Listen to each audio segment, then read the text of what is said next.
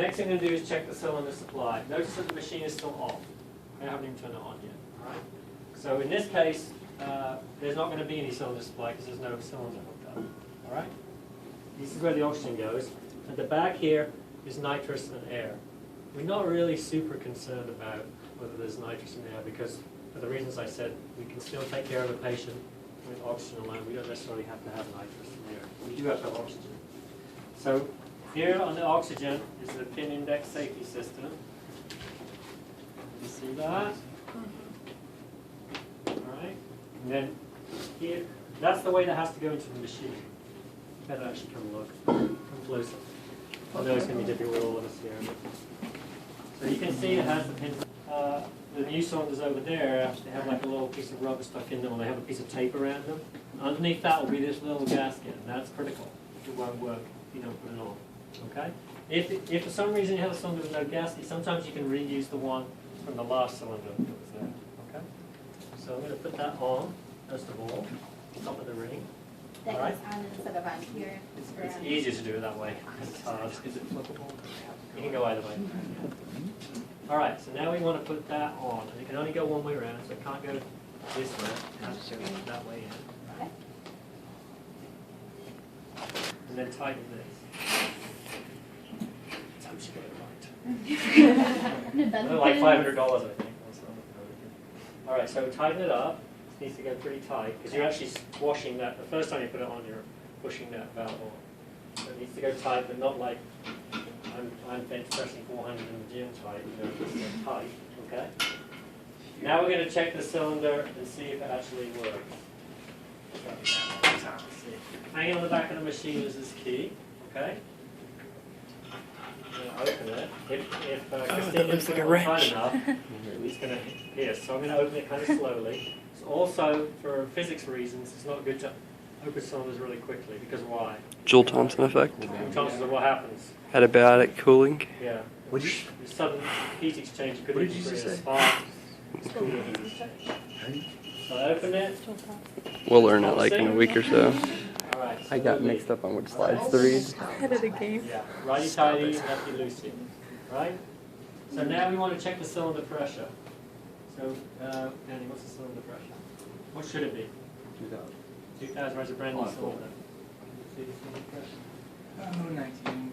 Okay, so there's two pressure gauges for each gas. One is for the pipeline and one is for the cylinder. Okay? So it says, so even if you don't remember, it tells you cylinder, pipeline, so that's no problem. So cylinder is about 2000, so that's good. And just for one of these, I'm going to close this off again.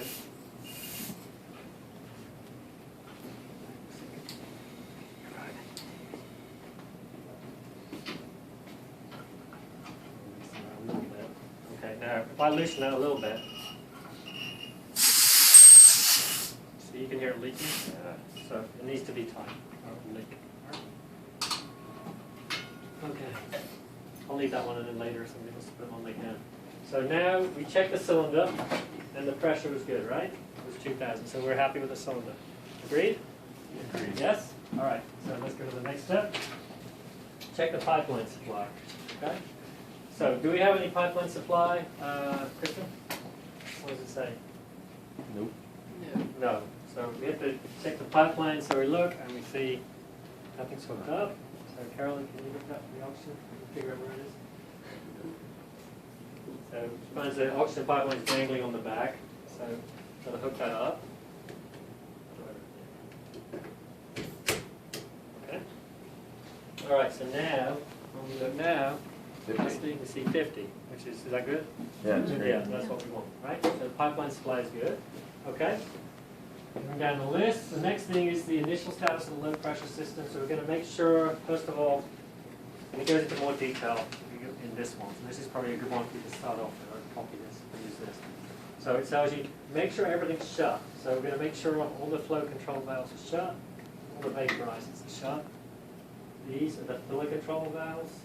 This is different than the pictures I showed you how to fill a vaporizer. These ones, you open it, pour the vaporizer in there, and then close it. So this one you can put any agent you like. And then you should cook. Okay? So you check everything, make sure everything's shut. Okay, that's good.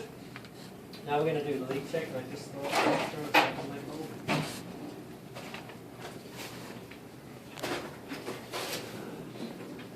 This is a very good simulation. That's exactly what you would find. No. I'll be right back. I don't think it's in my office. High fidelity. This is the bolt for the leak check. So, in order to check the leak at the low pressure system, we have to go to the fresh gas outlets. This is going to be in different places in different machines, but in this particular machine is here by the spot that says fresh gas outlet. Okay. To get to it, we pull this off. You guys see something like that? Pull this out, and then you just wobbles out. Okay? So you just pull it out. So now what it's saying is all the fresh gas in the machine, if I turn it on now, it would just come out of here. Whenever I turned it on, it wouldn't go into that part at all. It would just come out of there. Okay? That would be if I wanted to do an open anesthetic. I could plug in a mask or nasal cannula in there. So once I pull that out, I take this adapter and put it in that hole like that. Okay, so now this is hooked up to the low pressure part of the system. Okay? Now I'm going to pressurize this by just pumping like a blood pressure cuff. And we look to see that it doesn't go down. Okay? So it's not re-inflating. Go up, is it up or down? Not re-inflating. Okay? So it's not re-inflating. So that means there's no leak in this part of the system. If there was a leak in the tube here somewhere, then that would open. Just for example, suppose you didn't check this and you opened it, you left that open. See how this is starting to fill up, aren't you? No, it's not. And you know why it's not? Machine's not Sure on. flows off. No, because I didn't open the vaporizer. Yes. So if I open the vaporizer, There it goes. I'm going to try to pressurize it. There's a leak. I can't get it because it's a leak, because this is open. Yeah. Now if this was closed, we can back up a step. So there was no leak when we did that, okay? We don't really agree? Now I'm going to check the vaporizers. When I first open the vaporizer, it will do that, because there's a little bit of air in the vaporizer. Then I repressurize it. This time, no leak, okay? So that means there's no leak in this vaporizer. So if I had a leak somewhere, I didn't know where it was, I could kind of narrow it down a little bit more. And then the same thing for this one. Again, repressurize it. It may have a leak in it. Oh, okay, so we need to check our pouring. No, that was it. It was a little bit loose on the emptying valves. This, at the bottom, is for emptying the vaporizer. This is how old-fashioned it is. You actually would think about emptying a vaporizer. Why would you do that? Maybe if you wanted to transport it somewhere. You didn't want to chip it on a side full of gas. So that vaporizer passes. So the low pressure circuit is intact. Okay? So we're done with that. So now we have to put it back. Do you need to test individually each vaporizer or just the machine in general? You should test each vaporizer. And For the purposes of testing, we'll do that. it's just the vaporizers and not your flow meters for nitric air O2. Is that When you do correct? that first thing, you're checking all the way through the entire system, up until the regulator from the flow meters. So before I touch anything, I'm checking the flow meters and the... So each one gets an individual pressurized test. Well, let me rephrase it. When I first squeeze it, I'm really doing the flow meters, because the vaporizers are out of circuit. And then I'm checking the vaporizers individually. Okay. So the first part was checking the flow meters, and the next part You don't was have to checking test the each vaporizers. flow meter individually. Oh, no, I'm sorry. No, you don't. Great. Well, you really can't, because there's not really a way to Okay. isolate them Okay. from each other. Super. Just being off doesn't isolate them. Okay. What's that? Low pressure system. All right. So the next thing is we're going to turn the machine on. Check on the flow meters. So up until this point, the machine has been off. Correct. All right. So now we're going to turn it on. And we're going to check the flow meters. And by checking them, I mean we're just going to turn them and make sure that they are moving up and down like they should. They don't stick. Nitrous isn't going on. Why not? You didn't have it hooked up in the back? Okay. Let's hook up the pipeline. Because your O2 is Because O2 is not on, right? So it has to have oxygen for the nitrous to flow. So C came on, and I turned it on. I turn the nitrous on, and the nitrous is at 1. Let's go back. I shouldn't really do that, but I'm turning the nitrous all the way wide open. And nothing is flowing. So I turn on to 1, it goes up to about 3, which is what it should do, right? So we've kind of done two things there. We've confirmed the flow meters are working well. We've also confirmed that the hypoxic guard system is working the way it should. The ratio monitor control. All right, so flow meters seem to work well. There's nothing sticking anywhere. Make sure I do everything wrong. Okay. All right, now we're going to do a leak check. Actually, no, now we're going to do the scavenger. Can you remind me why there's two sides on each flow meter? This is just liters and this is milliliters. Okay. So Okay. you want to run 500 mLs. This one goes up to 500. This is going to barely down there. Not all anesthesia machines have that. Some just have one tube. You just have to kind of take a guess. Okay, this is Just 1.5 more liters. precise. Yeah. But most nowadays have a milliliter tube too. Okay. All right, scavenger system. The scavenger is not hooked up properly because the vacuum is apparently broken. But the scavenger system, we're going to obviously have a done like.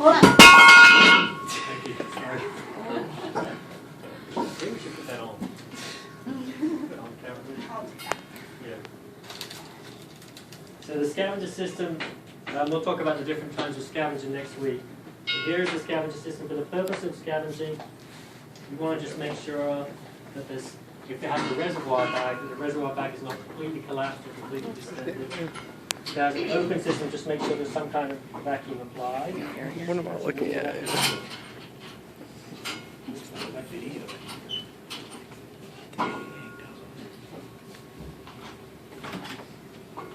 Okay. Here's what the vacuum is. If I okay, I think we heard it on the whole floor. I told Carolyn not to knock it over. I was just demonstrating the missile effect. All right. Well, apparently the system is working. So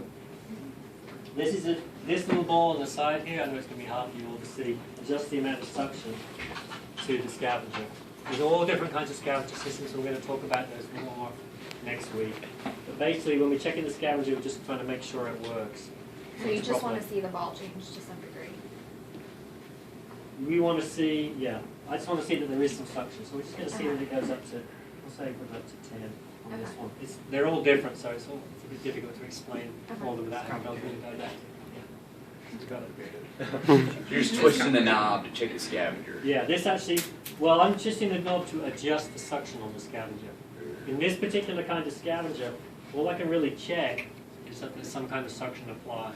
In other kinds of scavengers, which are more common, that you'll see, there are gauges to tell you where to put it. Some have a little, like a little floating ball, and the ball's supposed to be in the middle, and you adjust the suction accordingly. Some have a reservoir bag, and you have to make sure the reservoir bag's not either collapsed or expanded. Basically, what we're checking is to make sure that suction is applied to the scavenger, and that it's not too much or too little suction.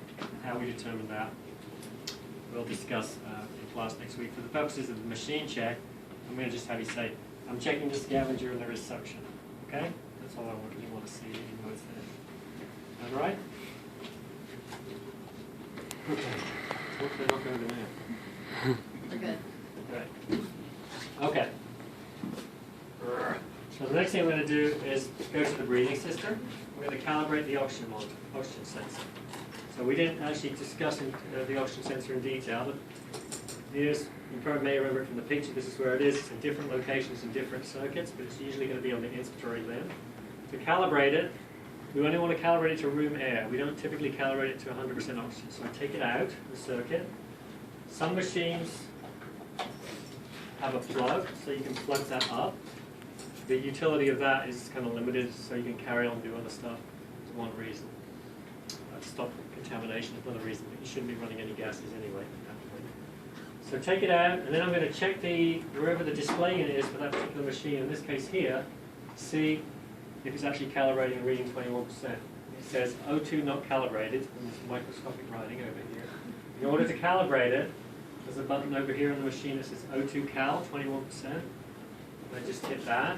It may or may not calibrate, depending on if the sensor's worn out. But that's what you do to calibrate an oxygen sensor. So press calibrate and wait for it to read out.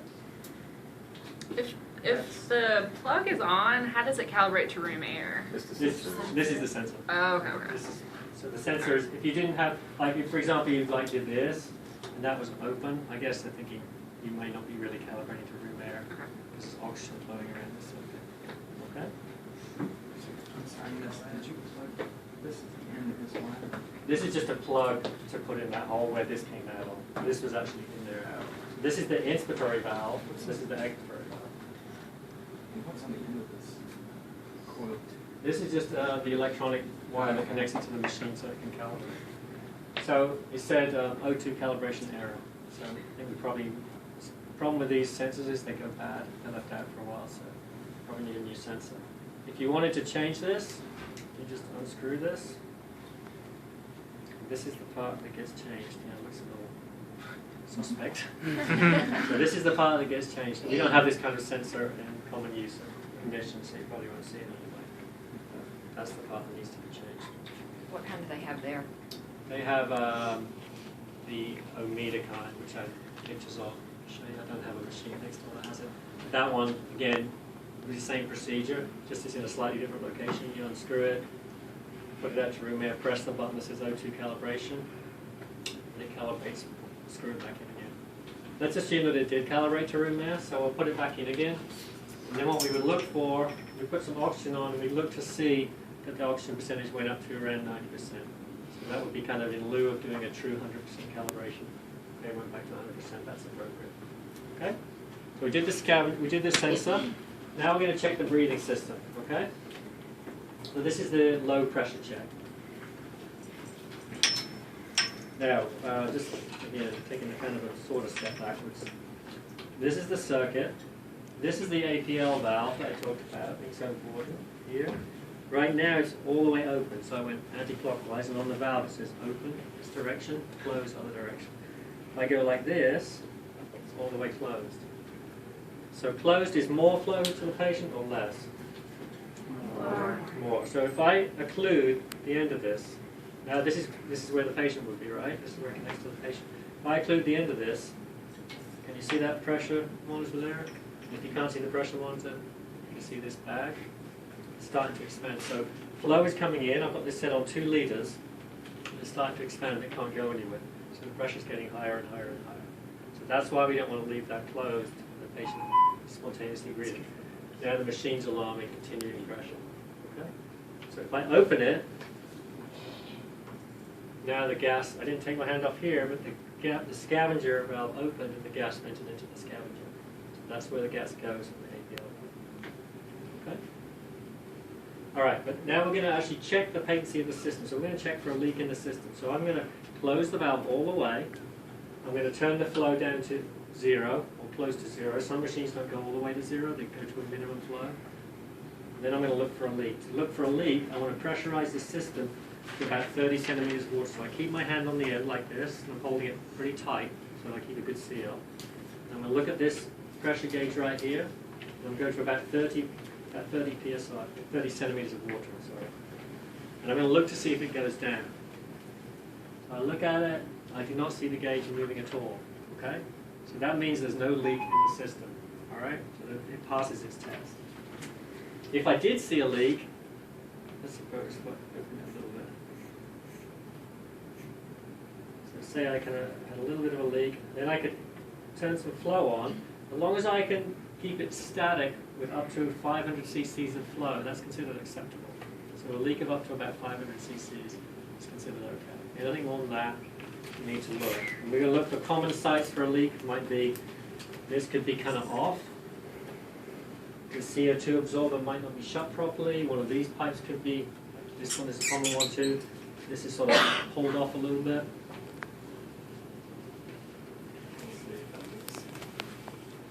So see, this looks like it's connected, but it's leaking. So when I try to put pressure in it, it's leaking. Can't get any gas in it. What are you pushing the pressure?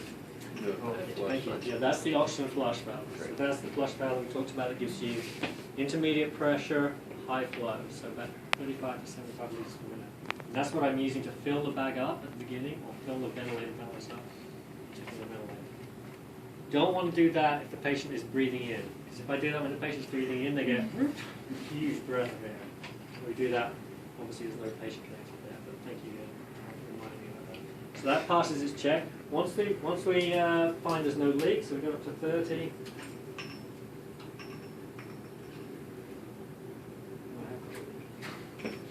Oh, because I pulled this, so this piece is leaking here.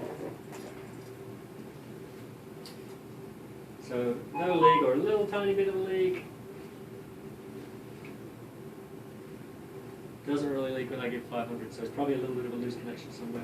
Once I'm done with the test, I'm going to open this valve all the way up so that it's safe for anesthesia when the patient is connected to the machine. So I passed the leak test, okay? Now I'm going to check the ventilator.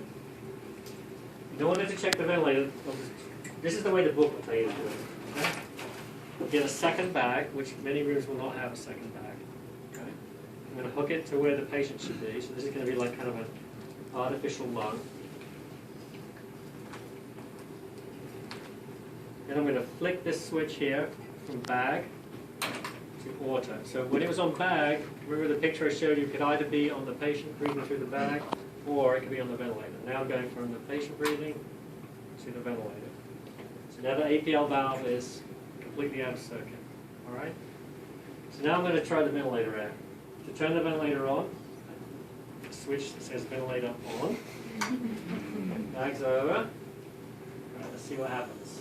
We also need some flow. So I put it on 2 liters of flow. So notice you hear sound like a ventilator's trying to ventilate, right? But this is the ventilator bellows here. You don't see them moving up and down. Any ideas why that might be? You don't have enough flow, Carol said, which is great. So there's nothing really in this patient's lungs, and remember, we said we have to have some gas at the beginning before they start actually expiring. So I'm going to use the flow meter on expiration to fill up the bellows.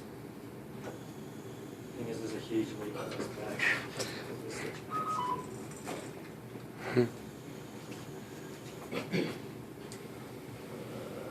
All right.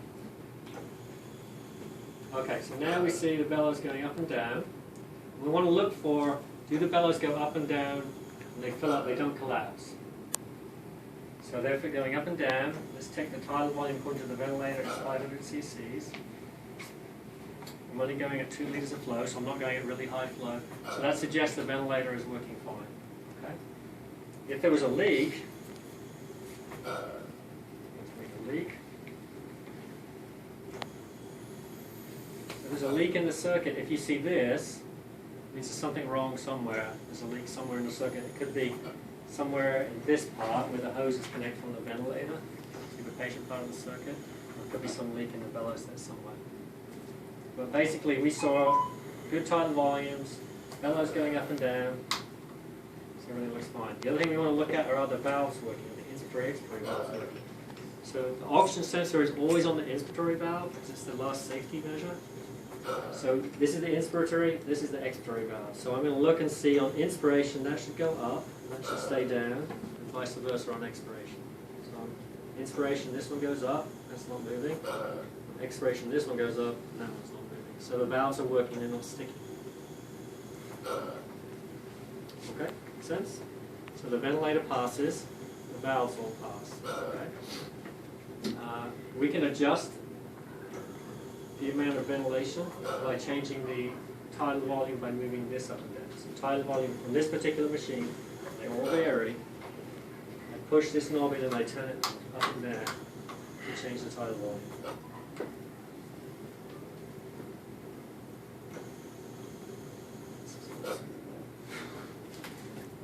So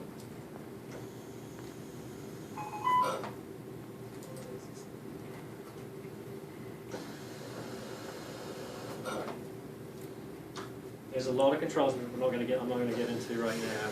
I'll explain later to adjust on this to make it ventilate properly. For some reason there's a lot of pressure. So I'm not sure why. Anyway, but that would pass the tidal volume part.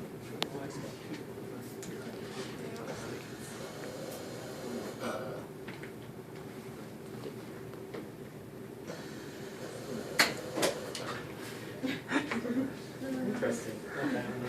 Alright. So that will pass from the ventilator point of view. From the point of view, it develops a tidal volume. The valves are moving in and out correctly the way they should. There doesn't appear to be any kind of leak. So once I'm done with that, I can turn this off. I'm going to turn the alarms off. volume alarms disable, apnea alarms disable. I'm going to switch this back to bag. So it's from ventilator back to bag. Now, this is the part of the test that you rarely, if ever, see anybody do, but it is in the textbook. I'll show you. This is you have a second bag on, and you check the compliance of this part of the circuit. So I would just see if I can breathe through this part of the circuit. So this is the bag I would use to breathe for a patient. The patient was asleep. So when I inflate and deflate it, does it go up and down like it should? And I'm adjusting the APL valve to get the right amount of pressure, like we talked about. If it's all the way closed, it's too much pressure. So it seems to go up and down like normal. I don't feel anything unusual. I see the valves change like normal. Inspiratory on inspiratory, expiratory on expiratory. I'm not so concerned with that. I'm really concerned with the ventilator check. Okay, that's that part. We're done with that. You said you more than likely won't find the second bag in the room. You What are we won't. supposed to do to Just do don't that do part it. of the check? Don't do it. I mean, really, all you're really checking for is this, there's something that isn't picked up by a leak check, isn't picked up by visual inspection, because you've already checked the valves for the circuit, you've already checked everything else in the circuit, so there's hardly anything that would cause a problem you wouldn't pick up that way. But that's the way, theoretically, the book tells you to do it. Okay? Could you use a glove? I guess maybe you would, yeah. Bring a balloon. Okay, so essentially we're done with that machine check at that point. All we're going to do now is make sure everything is ready for when the patient goes back into the room. So by that I mean we already checked the circuit, we don't check for leaks anymore. Is the APL valve open? Switch to bag. Is there suction available? And I don't know if the suction is working, it wasn't. I think it unhooked when we scooched the table. Oh, okay, but it wasn't marked on it, it was broken yesterday. Yeah. So it's from a point of view of testing, just say, I have suction available. Okay. Vaporizers are off, so you're not going to walk in and put gas on somebody straight off the bat. Everything is ready for the patient. And that's it. So that's just a kind of final check. Is everything ready for me to go bring the patient back to go to sleep? Okay.